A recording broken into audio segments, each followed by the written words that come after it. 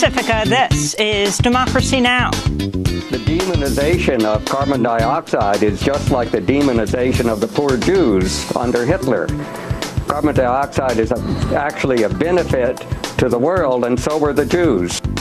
President Trump is considering naming a prominent climate change denier to head a new White House panel looking at the national security implications of global warming.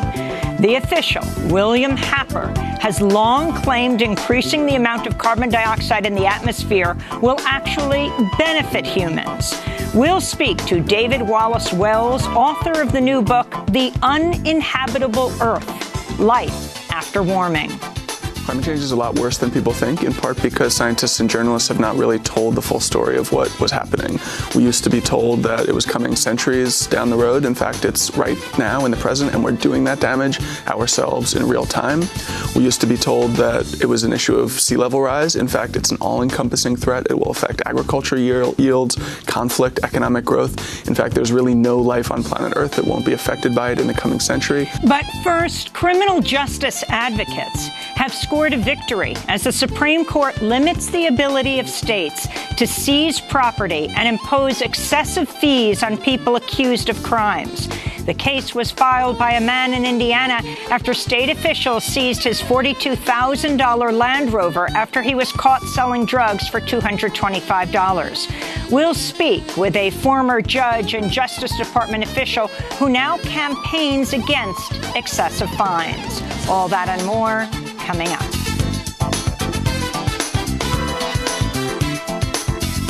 Welcome to Democracy Now!, democracynow.org, the War and Peace Report. I'm Amy Goodman.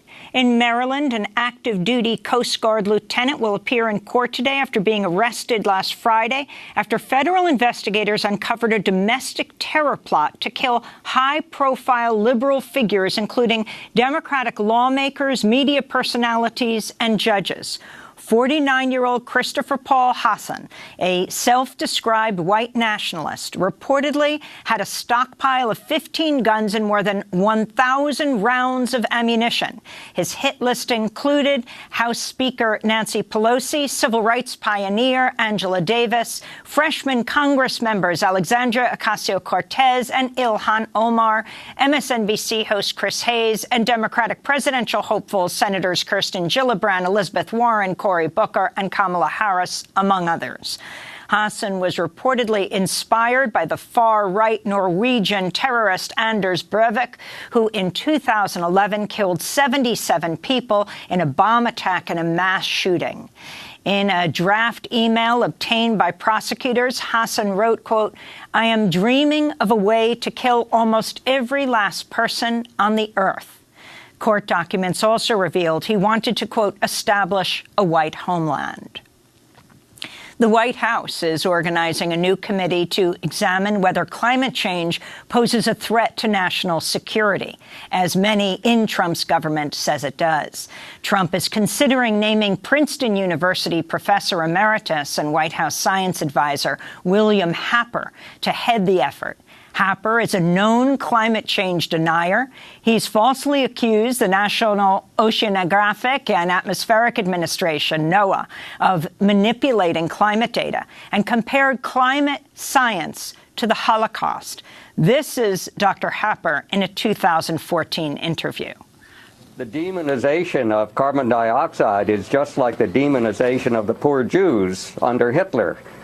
Carbon dioxide is actually a benefit to the world, and so were the Jews. We'll have more on this story later in the broadcast. In a major victory for civil liberties advocates, the Supreme Court unanimously ruled to limit the practice of civil asset forfeiture, a controversial practice where police seize property that belongs to people suspected of crimes, even if they are never convicted. On Wednesday, the court ruled the Eighth Amendment protects people from state and local authorities imposing onerous fines, fees, and forfeitures to generate money. The case centered on Indiana man Tyson Timms, who had sold drugs and was sentenced to prison. Timms didn't contest his sentence, but objected to police seizing his Land Rover, which was worth 4 times the maximum fine he could receive from his drug conviction. After the unanimous ruling in Timms' favor, Justice Ruth Bader Ginsburg delivered the court's opinion saying, quote, "The historical and logical case for concluding that the 14th Amendment incorporates the excessive fines clause is overwhelming," she wrote. We'll have more on the significance of this historic ruling after headlines.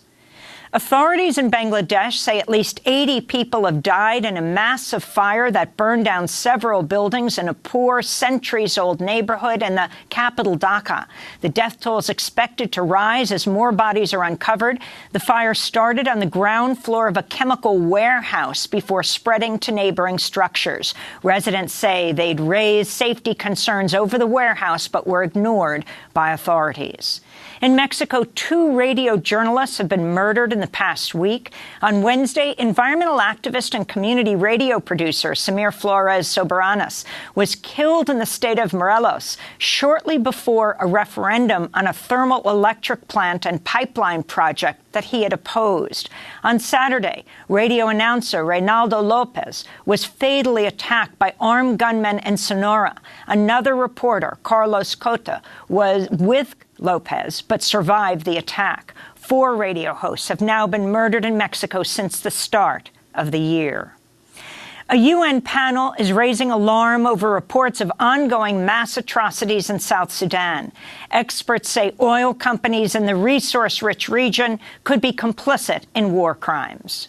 There are thousands of civilians who have been forcibly displaced following a scorched earth policy in which the parties to the conflict are attacking the villages, torching the homes, killing civilians and raping women and girls. If you are involved in oil extraction in that area and you are asked to assist one side or the other, you could be accused of complicity in war crimes. 3 foreign oil companies operate in the region: the Chinese National Petroleum Company, Petronas of Malaysia, and the Indian Oil and Natural Gas Corporation. The companies own joint projects with state-owned Nile Petroleum Corporation, known as NilePet. In Egypt, sources have confirmed 9 men were executed Wednesday over the 2015 car bomb killing of Chief Prosecutor Hisham Barakat. The men testified to being secretly detained, tortured, and coerced into confessing. 6 others were executed earlier this month over the 2013 killing of a police officer and the 2014 killing of a judge's son. Egypt has sentenced hundreds of people to death since President Abdel Fattah al-Sisi came to power following the 2013 coup. Human rights groups have condemned the executions. In a statement, Amnesty International said, quote, "Egyptian authorities must urgently halt this bloody execution spree, which has seen them repeatedly putting people to death after grossly unfair trials in recent weeks." In Syria, coalition forces evacuated hundreds of civilians from what is said to be the last ISIS-held enclave in the region. The U.S.-backed Syrian Democratic Forces say they will storm the eastern town of Baghouz once all civilians have left. President Trump has personally rejected an Alabama woman's request to return to the United States after she left the country in 2015 to join ISIS fighters in Syria. Secretary of State Mike Pompeo said Wednesday 24-year-old Hoda Mathana is not a U.S. citizen, but her attorneys insist she does hold U.S. citizenship and was born in Hackensack, New Jersey. She's now in a refugee camp in Syria with her 18-month-old son. In West Virginia, teachers are heading back to the classroom today after a successful 2-day strike, which resulted in the demise of an education reform bill that sought to legalize charter schools. Meanwhile, in Oakland, California, teachers are set to launch their strike today as they demand fair wages, smaller class sizes, and more resources for their teachers. Teachers are drawing attention to the soaring cost of living in the Bay Area, while public school salaries remain stagnant and schools suffer from budget cuts. House Democrats are planning to introduce a resolution Friday to block President Trump's national emergency declaration to construct a U.S.-Mexico border wall. In the Senate, Republican Susan Collins of Maine said Wednesday she would support a resolution to halt the emergency declaration.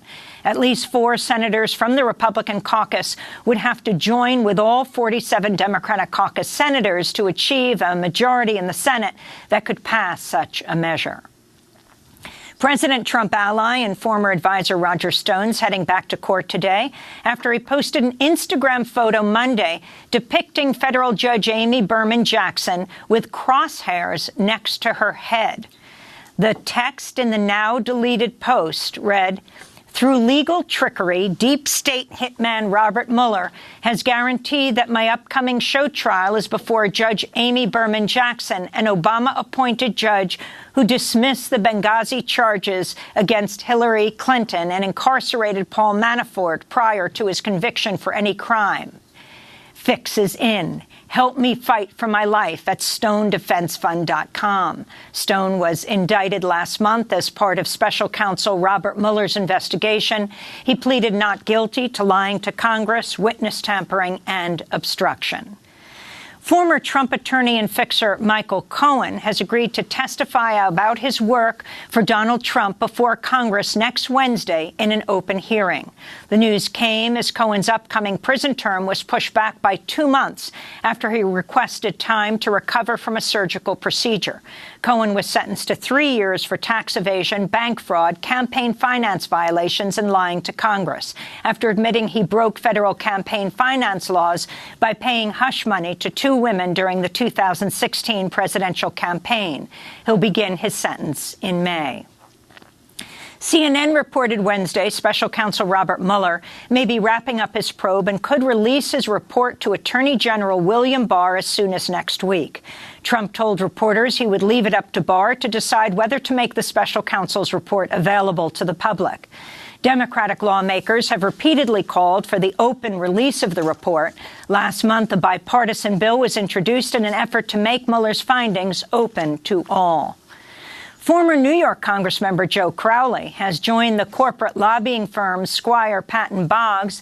The 10-term Congressmember was defeated in a stunning upset in last year's midterm primary by then 28-year-old Alexandria Ocasio-Cortez. The lobbying firm represents fossil fuel interests, the arms industry, and a private prison company, among others. Some of its clients include Gulf Energy Alliance, which promotes oil and gas drilling, and the conservative Koch-backed Policy and Taxation Group. Former Republican Congressmember Bill Schuster is also joining the firm. Independent Senator Bernie Sanders raised nearly $6 million in the first 24 hours after launching his 2020 presidential bid, crushing the fundraising efforts of his fellow 2020 hopefuls. California Senator Kamala Harris was the second highest fundraiser, receiving $1.5 million in donations in the 24 hours after her announcement. Sanders' campaign said the average donation was $27, the same as during his 2016 presidential run. In Chicago, actor Jussie Smollett has been arrested and charged with felony disorderly conduct for filing a false police report. Smollett is said to have faked an attack that sparked widespread outrage last month. The actor, a star on Fox's hit TV show Empire, told police he was violently attacked on the street in an apparent hate crime. Smollett, who is African-American and gay, said the attacker shouted homophobic and racist slurs as well as, quote, "This is MAGA country," and placed a rope around his neck. Police say Smollett paid the 2 brothers, who were personal acquaintances of Smollett, to carry out a staged attack.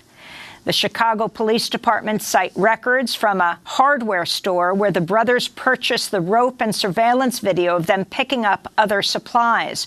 Earlier this week, local media reported the attack was planned after a racist letter addressed to Smollett and sent to the Empire studio did not receive much attention. The letter contained a white powder, which was later determined to be aspirin. The FBI is now reportedly investigating the letter. Jussie Smollett has rejected the recent reports and maintains he gave a truthful account of the attack. And in Austin, Texas, immigrant rights activist Patricia Okormo, who made national headlines last year after she scaled the Statue of Liberty to protest family separations, climbed atop a Southwest Key building Wednesday to protest the company which operates detention centers for migrant children. Earlier this week, the group Tornillo, The Occupation, led a series of actions protesting immigration policies and the treatment of migrant children in the Texas border town of El Paso. Activists from the group staged what they called an intervention at the Border Patrol Museum and brought cards with messages of support to migrants locked up at the Southwest Key Detention Center in El Paso. This is organizer Juan Ortiz speaking at the Border Patrol Museum action. The United States foreign policy has affected change through structural violence, through economic violence. They become economic refugees, humanitarian refugees, and that's what it should be recognized. Don't let them tell you that it's a violent people that are coming. Don't let them tell you that they're enacting violence towards them. It is completely the other way around when you have children dying under their custody. And those are some of the headlines. This is Democracy Now!, democracynow.org, the War and Peace Report. I'm Amy Goodman. And I'm Nermeen Sheikh. Welcome to our listeners and viewers around the country and around the world. In a major victory for civil liberties advocates, the Supreme Court has unanimously ruled to limit the practice of civil asset forfeiture, a controversial practice where police seize property that belongs to people suspected of crimes, even if they're never convicted. On Wednesday, the court ruled the Eighth Amendment protects people from state and local authorities imposing onerous fines, fees, and forfeitures to generate money. The case centered on an Indiana man, Tyson Timms, who had sold drugs and was sentenced to prison. Timms didn't contest his sentence, but he did object to police seizing his Land Rover. The vehicle was worth $42,000, more than 4 times the $10,000 maximum fine Timms could receive for his drug conviction under state law. On Wednesday, the Supreme Court unanimously ruled in Tyson Timms' favor. Writing on behalf of the justices, Ruth Bader Ginsburg said, quote, "The historical and logical case for concluding that the 14th Amendment incorporates the excessive fines clause is overwhelming," unquote.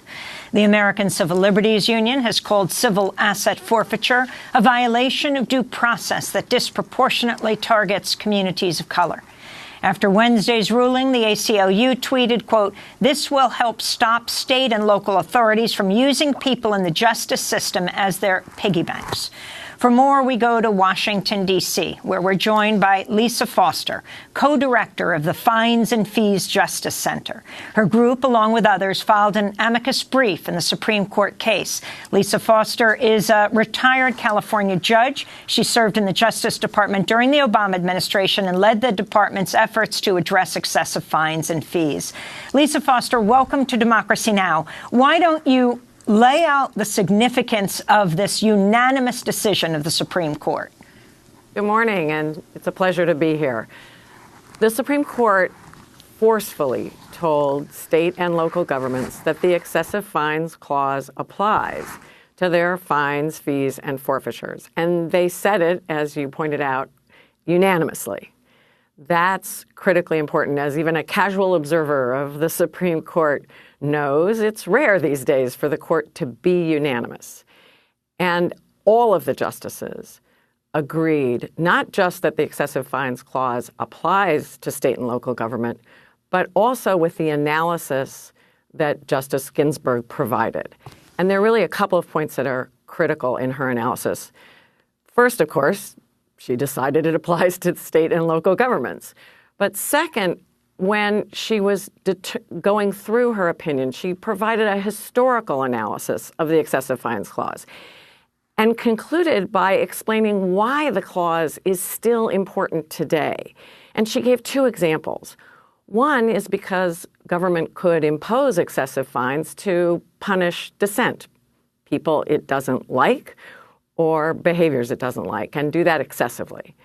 But second, and I think most importantly, she talked about the fact that state and local governments today are using fines, fees, and forfeitures to raise revenue. And she found that to be a reason to continue to enforce the Eighth Amendment prohibition against excessive fines.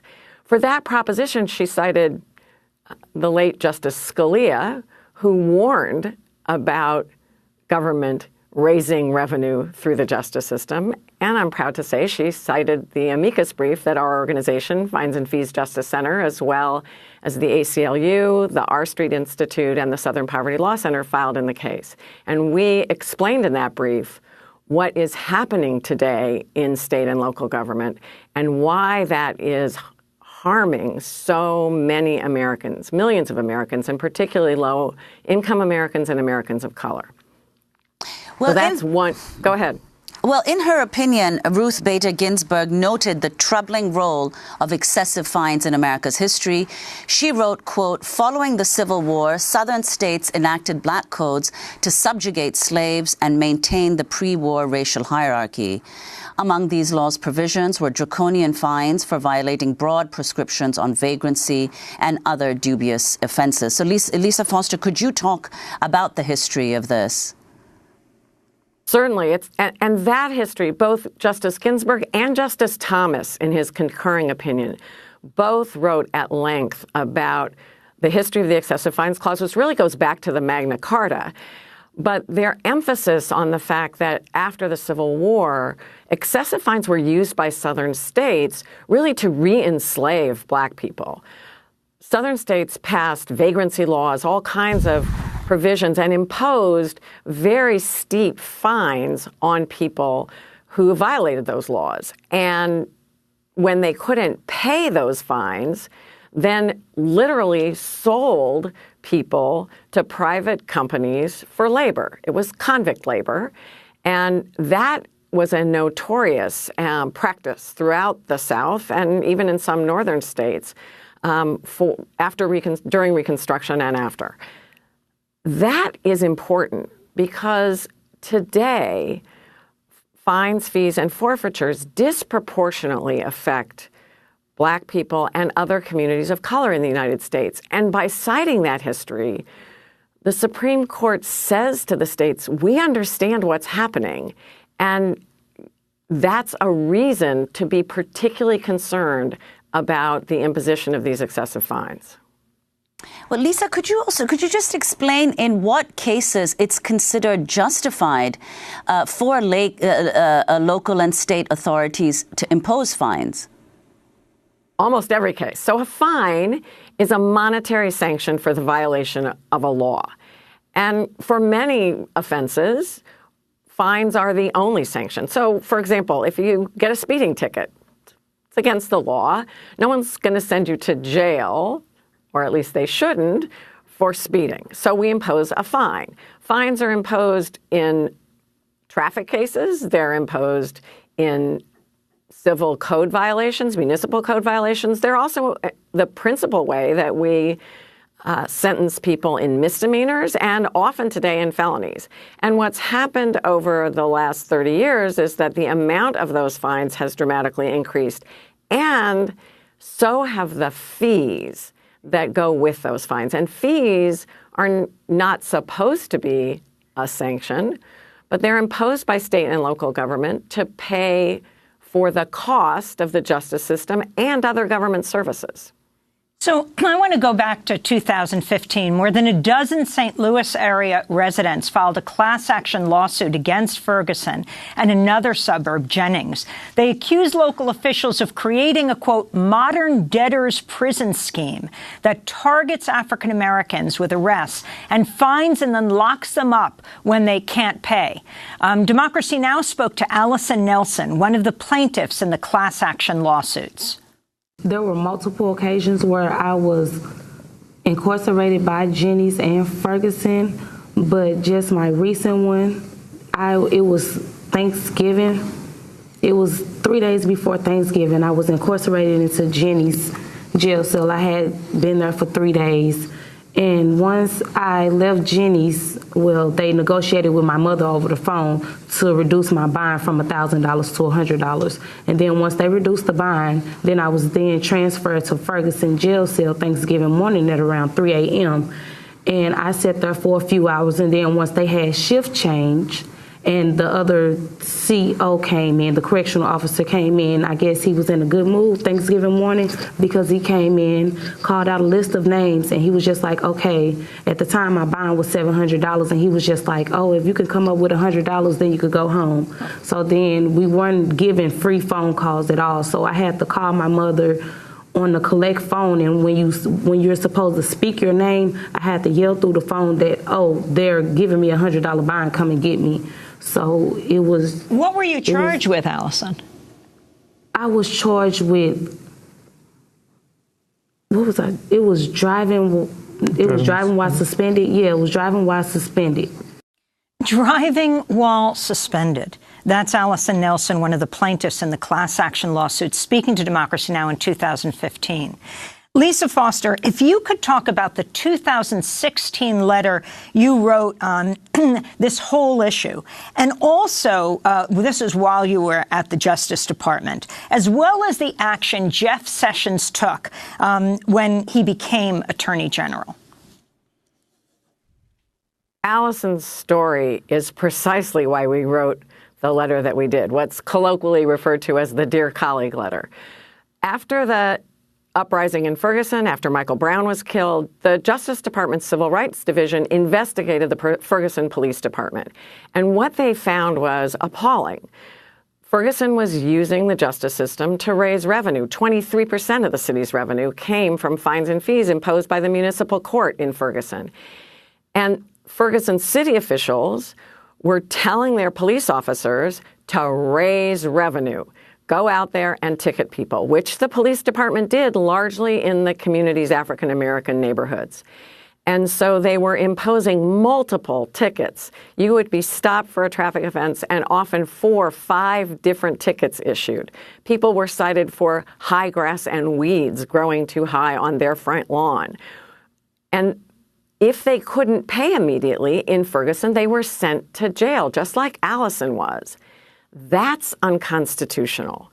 The Supreme Court back in 1983 said that you cannot punish someone simply because they cannot afford to pay a fine. You have to punish someone only because what they did was willful. They could afford to pay it, and they chose not to. But that's not what was happening in Ferguson. Ferguson residents were being charged these excessive fines. They couldn't pay them, and they were sent to jail. That's debtor's prison. And so the department brought together people from all over the country, judges, legislators, activists, lawyers, and tried to determine what it was the department could do to try to reform fines and fees in the United States. And one of the things that people asked of the department, particularly state judges and state legislators, was for guidance, some explanation of the law that applies to the issues of fines and fees. And so together with Vanita Gupta, who was then the acting director of our Civil Rights Division, we wrote a letter. And we set out some black letter law, basic constitutional principles and federal legal principles that are supposed to inform the way that fines and fees are imposed and enforced.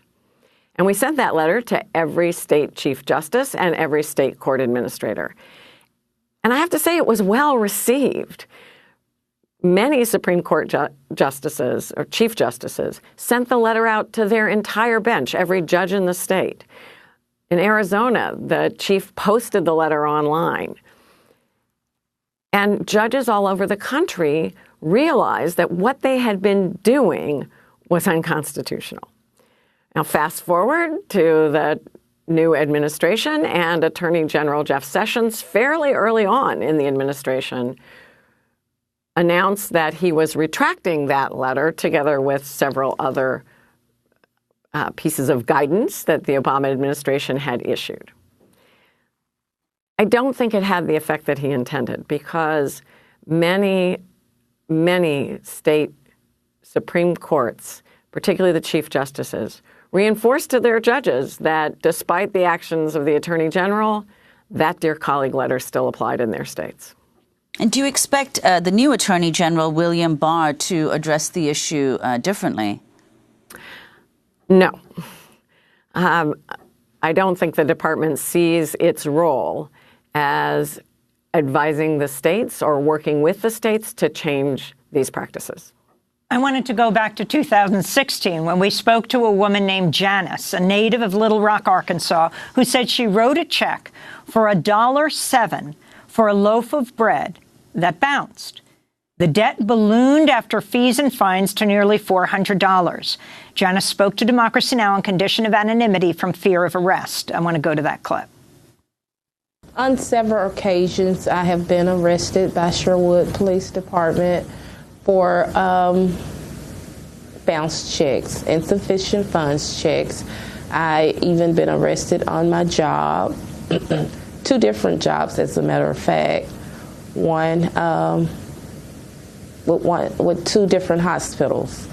My checks has totaled, I would say, less than $1,000 worth of checks, and they're little small checks. I was a bad manager. I didn't keep a good register, so therefore I had bounced checks. Somewhere $20, $100 may have been the highest number of checks that I've wrote, but I have had accumulated fees up to thousands of dollars in fees and costs on roughly less than $1,000 worth of checks. So that was Janice in Little Rock, Arkansas, speaking to us a few years ago. So what happens now with people like Janice and everyone else as a result of this?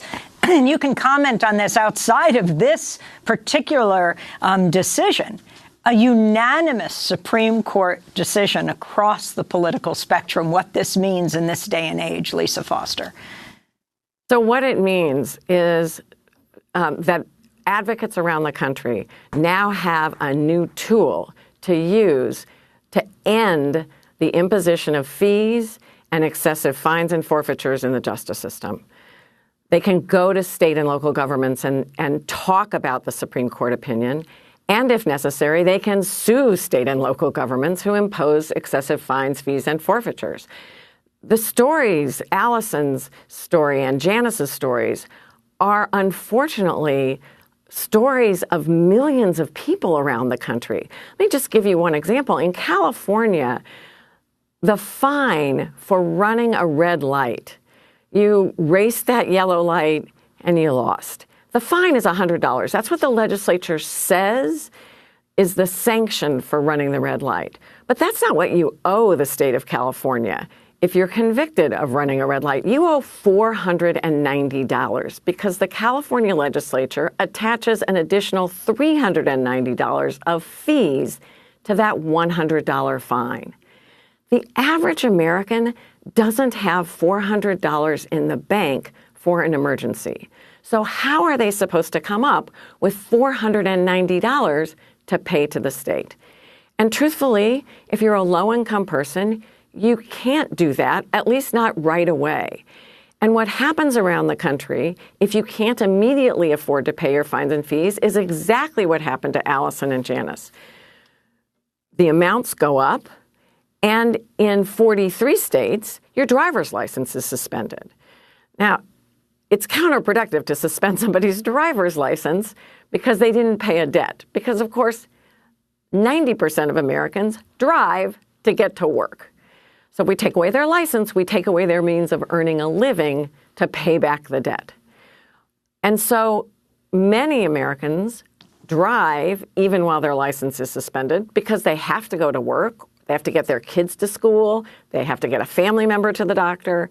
And if they're stopped by law enforcement for driving on a suspended license, it's a misdemeanor. Now they have a criminal record. More fines and fees are imposed. And we've created an endless cycle of punishment and poverty. That is happening all over this country today. And this case gives advocates a new tool to fight those practices. Lisa Foster, we want to thank you for being with us. Co-director of Fines and Fees Justice Center. Her organization, along with others, filed an amicus brief in the Supreme Court case Timms versus Indiana. She's a retired judge, former director of the Office for Access to Justice at the U.S. Department of Justice.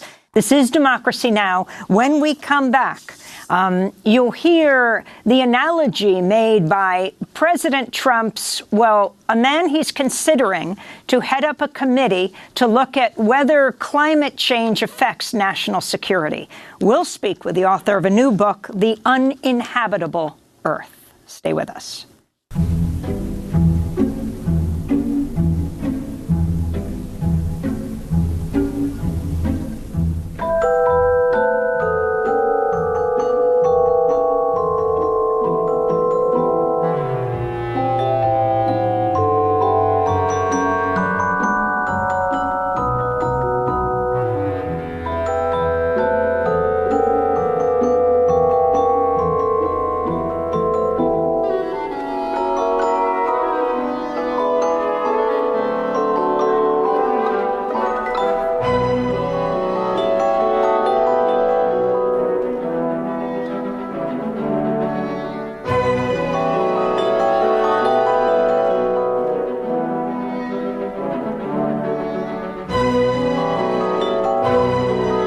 Dance of the Sugar Plum Fairies from Tchaikovsky's Nutcracker Suite. This is Democracy Now! I'm Amy Goodman with Nermeen Sheikh.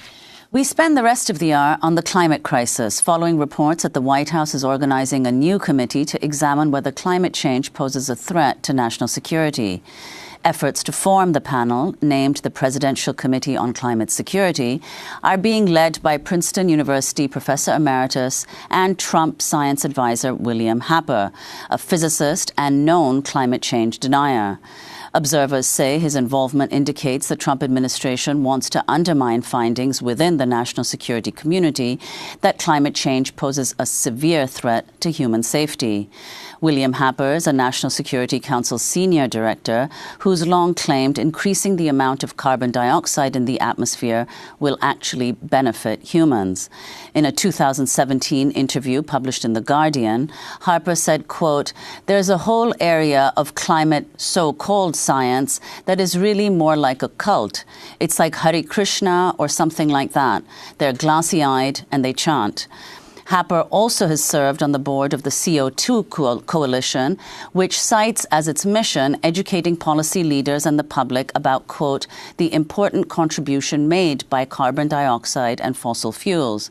He's also compared the fight against climate change to the Holocaust.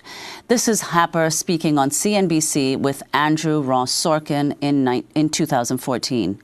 You made a comment back in 2009 comparing climate change to the Holocaust. And my question is, are you suggesting when you made that comment that climatologists and climate scientists are the equivalent of Hitler and Nazis? I mean, that's what it seems like you were trying to say. Yeah, you know, I get called a denier, and anyone who objects to all of the hype gets called a denier. That's supposed to make me a Holocaust denier. You know, I'm getting tired of that. And the comment I made was the demonization of carbon dioxide is just like the demonization of the poor Jews under Hitler. Carbon dioxide is actually a benefit to the world, and so were the Jews. That's William Happer defending his statement that, quote, the demonization of carbon dioxide is just like the demonization of the poor Jews under Hitler. Dr. Happer also supports prohibiting federally funded scientists from communicating their findings to the public. News that he might lead Trump's new climate committee comes despite a widespread consensus about the massive threat climate change poses to humanity. Last year, government findings collected by 13 federal agencies reported climate change poses an extreme threat to American infrastructure, economy, and public health. We turn now for the rest of the show to journalist David Wallace Wells, who's sounding the alarm about the climate crisis and the need for swift, radical action to save the planet from unimaginable destruction. His new book reports global warming is far worse than reports of even the worst-case scenarios. The book is called The Uninhabitable Earth: Life After Warming.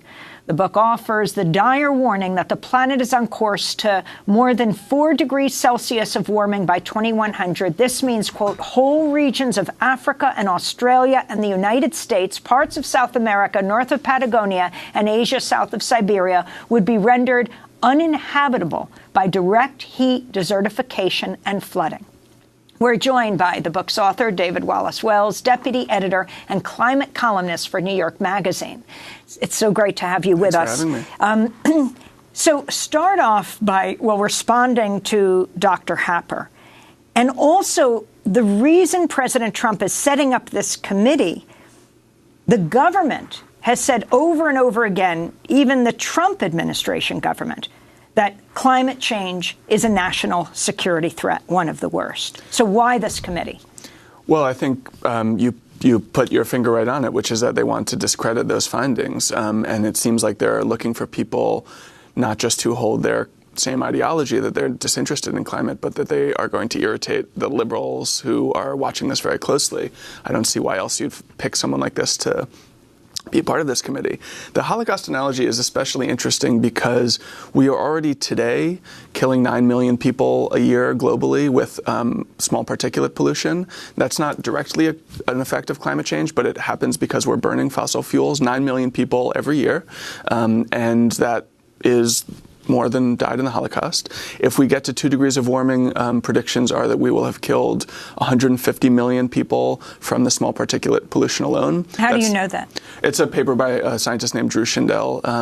It just looked at the difference between air pollution at 1.5 degrees and air pollution at 2 degrees. So just in that gap, we'd be killing 150 million people. That's the equivalent of 25 Holocausts. And 2 degrees is functionally our best case scenario for global warming, which means that our absolute best case scenario is suffering at the scale of 25 Holocausts, which puts this guy's comments about his comparison in context. Yeah. Comparing carbon dioxide to Jews.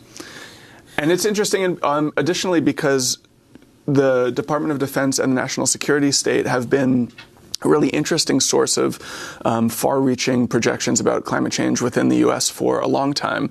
They are among the more conservative parts of the federal government, and yet they're also very hard-minded and realistic and concerned with the fate of American power in the world. And so they've been very clear in their projections for what is possible, not just the flooding of Navy bases and other military bases, which is a big part of it, but also just how totally the global map will be destabilized by the forces of warming.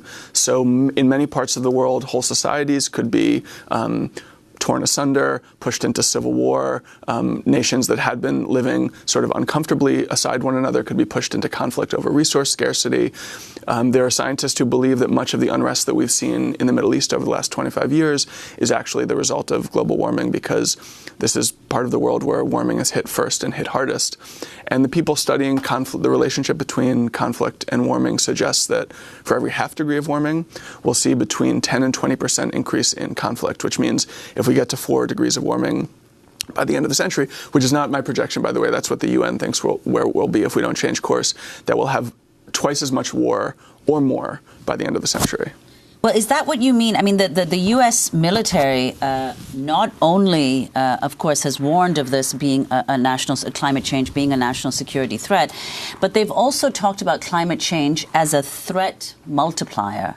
Now, what does that mean? Is that what why don't you just... Yeah, climate change is an all-encompassing threat. It touches every aspect of life on the planet, and many of those impacts are going to be damaging. So there's a cost to economic growth. The economists believe that if we don't change course on climate change, we'll have a global GDP that's at least 20% smaller and maybe 30% smaller than we would without climate change. There's the cost to public health. There's the impact of drought and agricultural yields. Again, if we get to 4 degrees by the end of the century, we might have grain yields that are half as bountiful as we would without them, which means we'd have to feed 50% more people and have half as much grain to give them. And all of these things impose a burden on any society. Some societies are wealthy enough and adaptable enough to endure and find other ways to, say, feed their people and take care of their sick, but others are not. And many of those societies will likely fall into conflict as a result of global warming. So the people who study this most closely are careful to say that most wars that we see aren't the direct cause of warming, but that warming is a factor in many conflicts. For instance, the Syrian civil war, Lebanon had a similar drought, and they were not pushed into civil disarray. But the Syrian civil war was the result of a drought, and it produced a refugee crisis that has completely destabilized European politics and, through Europe, global geopolitics. That was 1 million refugees who came out of Syria and went into Europe. There were more refugees that were produced, but only 1 million made it to Europe. And we're looking at, according to the UN, a climate refugee crisis that could be 100 or 200 or even 1,000 times as big as that crisis. We're going to break and then come back to this discussion with David Wallace Wells, author of the new book, The Uninhabitable Earth, Life After Warming. Stay with us. When the snow falls down in April, instead of sunlight in your eyes, then you know things are changing, for better or you cry. I still can hear people talking about making changes in their lives, but I don't want to live that way, 'cause I'm doing alright. When the snow falls down in April and your TV brings you the news about a president claiming his victory, but I think we all will lose. When the snow falls down in April and we're still cutting trees in Brazil, I know it's fighting human nature. No in April by Danny Vera here on Democracy Now!, democracynow.org, The War and Peace Report. I'm Amy Goodman with Nermeen Sheikh. Earlier today, Greta Thunberg, the 16-year-old Swedish climate activist, addressed European Union leaders in Brussels. Greta has garnered global attention for carrying out a weekly school strike against climate change in her home country of Sweden. We need to focus every inch of our being on climate change. Because if we fail to do so, then all our achievements and progress have been for nothing. And all that will remain of our political leaders' legacy will be the greatest failure of human history. And they will be remembered as the greatest villains of all time because they have chosen not to listen and not to act. And if you still say that we are wasting valuable lesson time, then let me remind you that our political leaders have wasted decades through denial and inaction. And since our time is running out, we have decided to take action. We have started to clean up your mess, and we will not stop until we are done. Thank you. Swedish activist Greta Thunberg speaking in Brussels at the European Union today. We're joined by David Wallace Wells, deputy editor and climate columnist for New York Magazine. His new book is titled The Uninhabitable Earth, Life After Warming. So, David, could you respond to what Greta said? And also, obviously she's a Scandinavian activist, and we all know that in Scandinavia, the response to climate change has been much more forceful and much earlier than in the United States. You, in your book, you yourself write, I am like every other American who spent their life fatally complacent and willfully deluded about climate change. So first, your response to her, and then explain how you went from being a complacent American to writing a book called The Uninhabitable Earth. Well, first, I would say I'm in awe of Greta. I think she's done an incredible service to the planet, and I think she's not alone. All of the children who are mobilizing on this issue, I think, have an incredible moral stature that shames us grown-ups, their parents and grandparents, for what we've done and are continuing to do. I think the activism that she's inspired is thrilling, actually, exhilarating, and you see it not just in Sweden, but all across Europe. I think you see it with Extinction Rebellion, and it started in the UK and is now spreading in the US, and all of the activism that's pushed the Green New Deal here. I think things are actually on the ground changing quite rapidly. The sort of gold standard measure of public opinion in the US on climate is this Yale study that comes out every December, and the numbers there are that more than 70% of Americans believe global warming is real and happening now. More than 70% are concerned about it. Those numbers have jumped 15% in just a few years. They've jumped 8% since March. So things are moving quickly. The question is whether our policy will move quickly enough to respond. My own story is, I'm not an environmentalist. I've been an urbanite my whole life. I'm a kind of child of the end of history. I was a teenager in the 1990s in America, in an affluent part of America, in New York. And I believe that while the promises of globalization and neoliberalism were imperfect, I also believe that history told a story of progress, and that over time the world would be getting better, more prosperous, safer, cleaner, more just. Again, that those stories would be erratic, but they would unfold over time.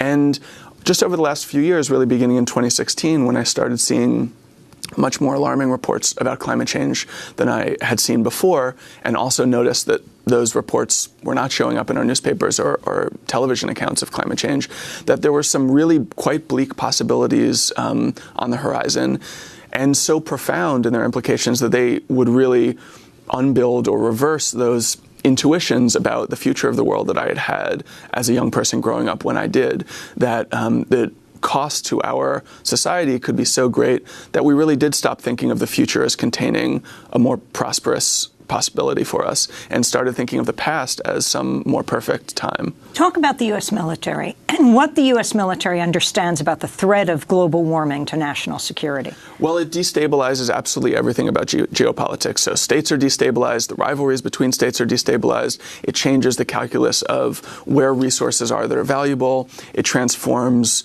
shipping routes, it transforms the front lines of battle. So for instance, the Arctic is melting. That means that there's new territory to fight over. There's already rivalry there between the U.S. and Russia. China is involved. And the exact nature of these dynamics is shifting with the effects of change. So Russia was a country that a few years ago we thought of as a kind of, a second-rate power. But climate change actually promises to benefit them in a couple of ways, in part because they benefit from the burning of fossil fuels. They're a petrostate, and in part because their economy is one of the few in the world that's far enough north that it will actually benefit from some additional warming. The relationship of temperature and economic growth is complicated, but there are some countries that will benefit and most who will suffer as a result of warming. And Russia is poised to benefit, which means that along with everything else we're seeing, Russia could play a bigger, more dynamic role of rival in the future.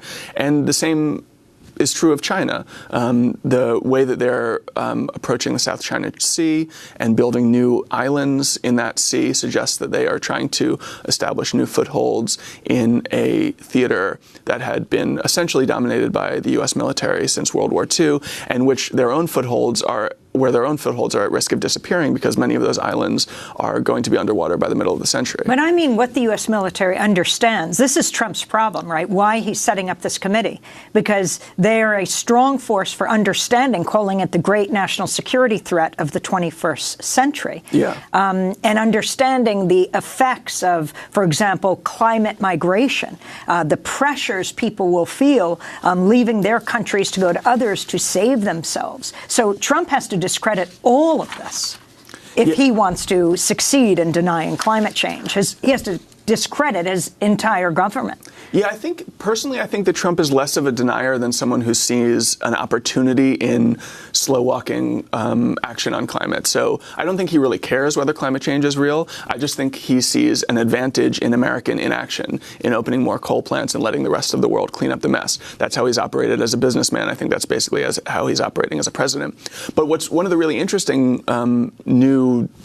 news from science, from economic research in particular, is that while his view had been a kind of conventional picture of whether we should act on climate or not, that is to say 10 years ago, economists would have said that action on climate was quite costly and would involve foregoing real economic growth. all of the recent research suggests that faster action will be better for us economically. We could save $26 trillion in the global economy just by 2030, which is a very fast return if we decarbonize quickly. I don't think that information has yet percolated into the minds of our policymakers, especially like Donald Trump. But once that logic is clear that faster action is better for the economy, I think that we may start to see a kind of sea change in our public policy towards climate. We'll see. Well, one of the things that's very powerful about your book is that, we're used to thinking of climate change as a series of cataclysmic events, right? Floods, hurricanes, etc. But you point out that climate change is also a problem of duration. In other words, it's not only very fast, it's also very long. And the longer it goes on, its cumulative effects result in even more catastrophic events. So could you elaborate on that and how we should understand it? I mean, you write, in fact, you might hope to simply reverse climate change, but you can't. It will outrun all of us. That's especially true with regard to the melting of ice. So if we pass tipping points of ice melt in the Arctic and Antarctic, those processes will take place over centuries and maybe even millennia. But the scale of the impacts that they will bring are enormous. So we could see at least 100 feet of sea level rise, possibly as much as 260 feet of sea level rise if we melt all of the ice. And that would completely transform the map of the world. But I think it's also important to understand that climate change is not a binary system. It's not a question of whether it's happened or not. It's not a question of whether we've passed a threshold of catastrophe or not. Every tick upward makes the impacts worse, and every tick upward we avoid will make them better. So at 2.5 degrees, we'll be considerably worse off than we were at 2 degrees, at 3 degrees, worse than 2.5 degrees. And while the scale of some of these possible horrors is therefore a kind of almost paralyzing horror show, it's also a reminder of just how much power we have and will always have over the climate. If we get to 4 degrees, it will be because of action we take now. But that means that we can avoid getting there if we take action quickly. And the different responsibilities of people in different countries, like the United States versus in the Global South? Yeah, I mean, the U.S. has the lion's share of historical emissions, and so there's a strong argument that we should be a true moral leader on this issue. At the moment, China is the biggest driver of emissions, and I think going forward will be the main driver of the future climate of the planet, because American emissions and EU emissions are falling, although not fast enough, and Chinese emissions are growing. I think that this sort of scarier, uglier moral calculus has to do with the impacts, which is to say that it's the Global South that's being hit hardest. That's already the case, but it will certainly be the case in the decades ahead. You're projections that many of the biggest cities in India and the Middle East will be lethally hot in summer as soon as 2050, which means you really won't be able to go outside during the summer without incurring some risk of heat stroke. Obviously, Bangladesh is at risk of flooding about half of its landmass. And it's especially grotesque when you think that those two countries were for so long the colonies of Britain, who invented the Industrial Revolution and built an empire off of fossil fuels. But what's also you point out that it's not just a question of consumption in the U.S., for example. It's also the sheer waste. You write, 2/3 of American energy is wasted, and Americans waste 1/4 of their food. I mean, you would think that this is a fairly easy problem to resolve. Well, I think that climate change, in a certain way, is an easy problem to resolve if we just had policy that was focused on it and enough muscle behind it. But yeah, absolutely. Everywhere you look, there are solutions like that. So there's a lot of talk now about lifestyle choices and consumption, and particularly diet as it relates to climate change. I personally feel that basically all the talk of lifestyle choices is a distraction from policy and the things we need to do at that level. But there's research that shows that if you feed cattle seaweed, their methane emissions fall by as much as 95 or even 99%, which means that if we legislated that all cattle farmers fed their cattle seaweed, that we wouldn't have to worry about the impact of eating beef. We could just eat beef guiltlessly.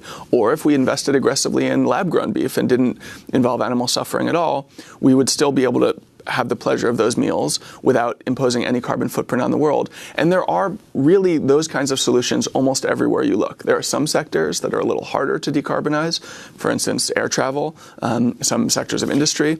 But there's exciting, interesting technological movement on those fronts too. We have 10 seconds. Why you chose the title, The Uninhabitable Earth? The short answer is for hyperbole. I think that we need people to be alarmed, and while I think true uninhabitability is vanishingly unlikely, it is conceivable, and the fact that we've brought it into view at all is a huge indictment of everything we've done over the last few decades. Well, David Wallace-Wells, we want to thank you for being with us, deputy editor and climate columnist for New York Magazine. His new book, titled The Uninhabitable Earth: Life After Warming. That does it for our show. We have a job opening, accepting applications for a full-time one-year paid news fellowship. Details at democracynow.org. Democracy Now! Produced by Mike Burke, Dina Guzder, Carla Wills, Tammy Warrenoff, Sam Alcoff, John Hamilton, Robbie Karen, Hani Massoud, Tarina Nadura, Tay Marie Astudio, and Libby Rainey. Special thanks to Miriam Barnum, Mike DeFilippo, Miguel Noguera. I'm Amy Goodman with Nermeen Sheikh.